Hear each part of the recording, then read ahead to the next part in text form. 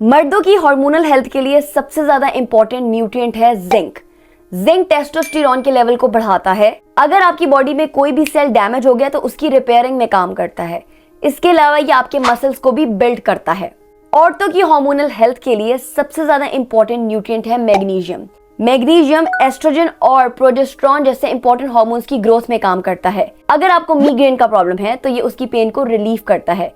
जो औरतें menstrual cramp से सफर करती हैं ये उनके लिए भी बहुत इंपॉर्टेंट न्यूट्रिएंट है। इसके अलावा एक ऐसा न्यूट्रिएंट जो आदमियों और औरतों दोनों ही के लिए बहुत जरूरी है वो है विटामिन डी। अगर आप कोई मेल हैं तो आपको विटामिन डी और जिंक को कंबाइन करके लेना चाहिए अगर आप सप्लीमेंट्स ले रहे हैं। And same goes for the women, मगर आपने मैग्नीशियम और विटामिन डी को कंबाइन करके लेना है। विटामिन डी अगर किसी आदमी या औरत के अंदर 20 नैनोग्राम पर मिलीलीटर से कम है तो इसका मतलब है कि आपके हार्मोन सही तरीके से काम नहीं करेंगे। और विटामिन डी की